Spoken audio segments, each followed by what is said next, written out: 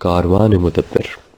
Ever since Mudabbir was a little kid, he used to care for others. From his small acts of kindness like giving his lunchbox to the other kids to his great words of wisdom. When there was a misunderstanding between his and another family, he stepped in and said, "If you tear this paper halfway through and put a tape on it right now, it won't tear apart completely."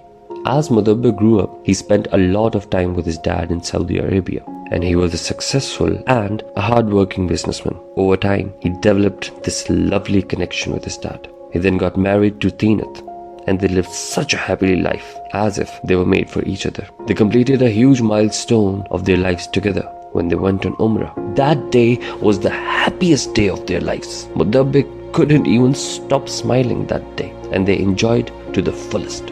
Mudabbir used to give money to the poor without even looking how much he's giving, and the reason for this is just exceptional. He used to say, "Allah never counts the blessing He bestowed upon me, so why should I?" He also had this great way of talking to Allah by opening Quran, and whatever random page opens, he reads its translation and feels blessed because he thinks it's a message to him from Allah. Mudabbir's friends were the most trustworthy and real friends he could ever have. They were a huge part of Mudabbir's life. On many occasions, Mudabbir used to help other people without even realizing how much of a difference it makes. Like one time a beggar came and jokingly asked for Mudabbir's jacket, and he instantly took it off and gave it to him. The beggar said, "No, you can have it back." Mudabbir replied, "I am glad that you asked." On another occasion, he once caught a poor person stealing his food, so Mudabbir offered him money to go buy food for himself. Mudabbir never came back home without giving a ride to a stranger on his heavy bike, and he used to say it's every boy's dream to ride on a bike.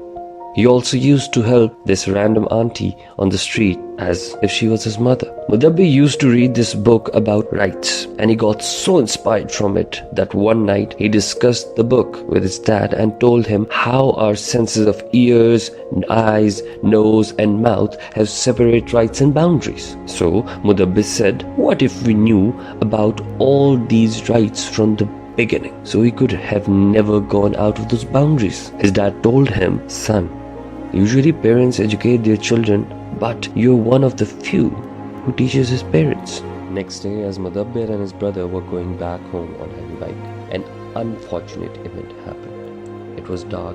Mudabbir was riding. He saw a roadblock in the middle of the road, and there was a broken truck on the left side and a car to his right. And that moment, he knew what was going to happen.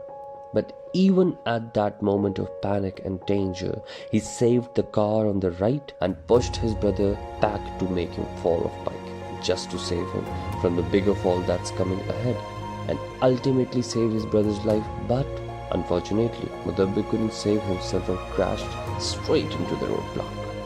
Sadly, Mudabbir was gone. He has gone to a better place with a smile on his face. But a person who lives in the hearts of others can never die. His love and care for people was massive, just like his janaza was massive. His body was gone, but his soul is still here. He is a great inspiration to us all, and he surely made the best of both worlds. May Allah grant him eternal peace, serenity, and happiness. Ameen. Teenat was so moved by the greatness and selfless actions of her husband that she decided to follow Mudabbir's footsteps by spreading goodness just like him. Mudabbir's father is supporting Teenat to achieve this goal because they both know that Mudabbir and Allah Almighty would be proud of this act of kindness.